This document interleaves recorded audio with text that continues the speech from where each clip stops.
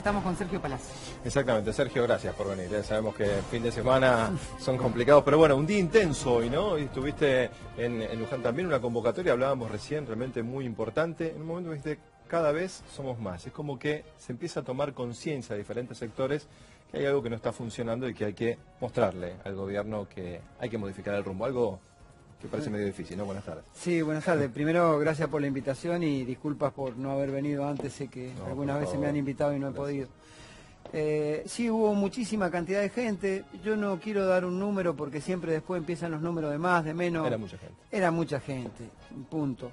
Y lo otro es que, yo te decía recién, cada vez somos más porque si bien algunos advertíamos que la política del gobierno del Macri podía desembocar en este tipo de situaciones sociales, muchos al principio no nos creían. Quizá a veces hemos remado contra la corriente y en el medio de la incomprensión de muchos, inclusive afiliados míos en mi sindicato, que seguramente una base electoral que votó ampliamente a Macri, ¿no? Pero creo que en la medida en que va desarrollando su plan de gobierno, que no sé si lo tiene, o va desarrollando su gestión, las consecuencias son catastróficas para los hogares argentinos. Tenés caída del salario real, pérdida de derechos de los jubilados, tenés apertura de importaciones, caída sistemática del consumo interno, en un endeudamiento atroz porque lo vamos a pagar generaciones de argentinos y que condiciona a este gobierno y al gobierno que viene, porque están firmando un acuerdo que excede el mandato de este gobierno. Y le agregás a eso el componente social de que no está siendo atendida correctamente ante la suba del desempleo, todo ese grupo de argentinos que salió de una relación formal y que termina en una asistencia social porque pierde su empleo y el gobierno que no da respuesta, francamente era una situación que iba a ser cuestión de tiempo y ese tiempo se está dando y que cada vez más argentinos están desencantados con este gobierno. Ahora, ¿cuánto más se sostiene esta situación?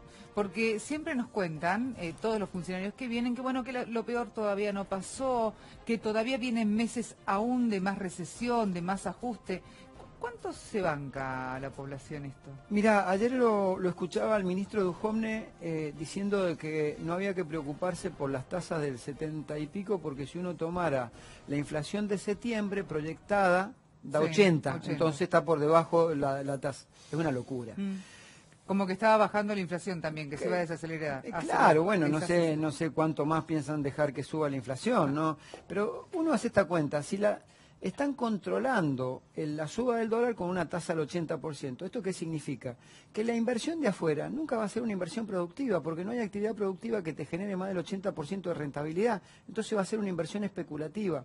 Segundo, el que tenga ya en funcionamiento una empresa, una pyme, una pequeña empresa o cualquier desarrollo de inversiones, tiene que asistir a un banco a pedirle el 80% de tasa. Quiere decir que tiene que tener una tasa de rentabilidad del 100 para quedarse con el 20 y después del banco pagarle los costos fijos que tiene la empresa.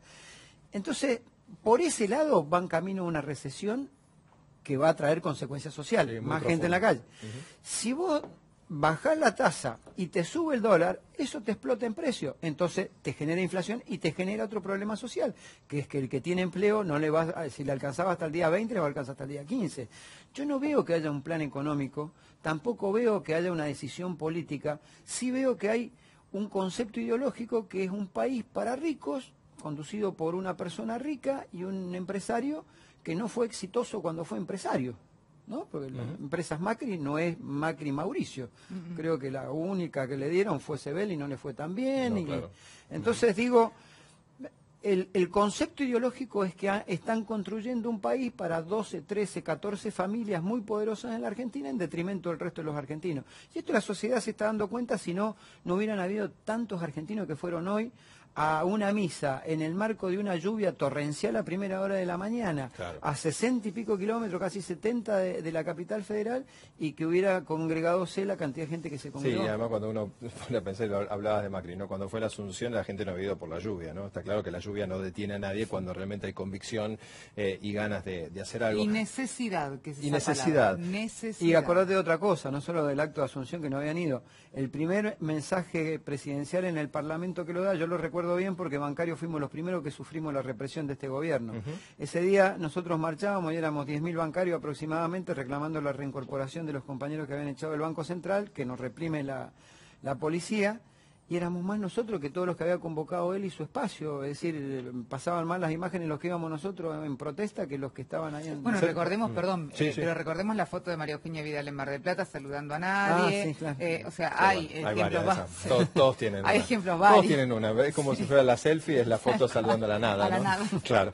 Sergio, pensaba, esta concepción ideológica a la cual hacías referencia recién, también viene de manual, porque ahora, y en función de todo lo que estuviste relatando recién, hay un impulso o un reimpulso al tema de la reforma laboral, ya con salarios castigadísimos, con paritarias que si se pudieran la eliminarían, vuelven a esgrimir como solución a este problema costos laborales. El problema siempre termina siendo el trabajador, y hay un impulso que viene del coloquio de idea, viene del presidente, viene de muchos sectores. ¿Cómo lo están analizando ustedes?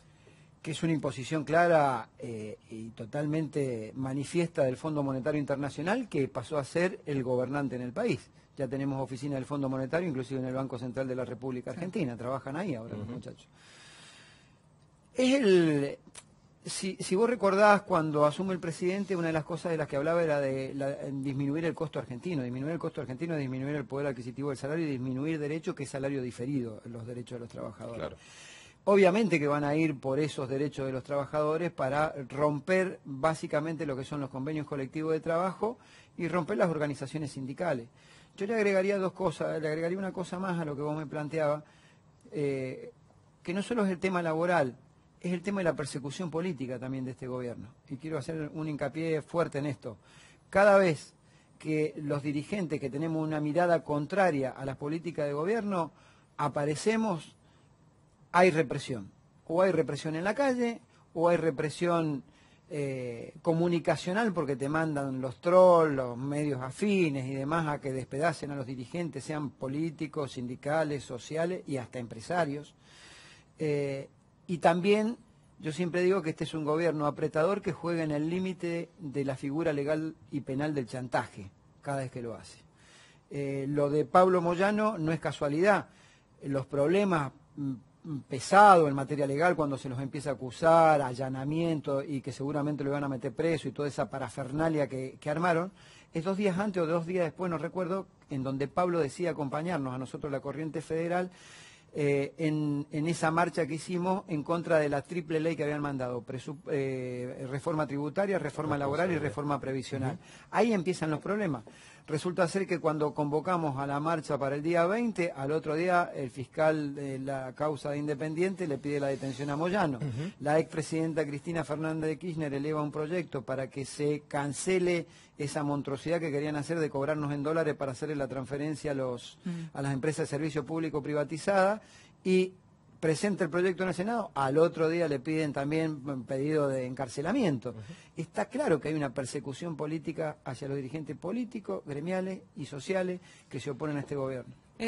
Con la renuncia de Schmidt nos hacíamos todos la pregunta de qué iba a pasar con la CGT y con el triunvirato, y a dónde iba a quedar en este caso esta puja que hay con algunos sectores que dicen que la CGT es muy tranquila y que hace mucho a favor del gobierno, y que en realidad hay otra parte de otros sindicatos, la Corriente Federal, por ejemplo, que es un poco más dura, un poco más, si se quiere... combativa. Sí, combativa, tal cual. ¿Qué va a pasar de aquí en adelante? ¿Hay que remodificar la CGT? ¿No? Primero tendríamos que tener un secretario general y después vemos quién. Bueno, hay 2.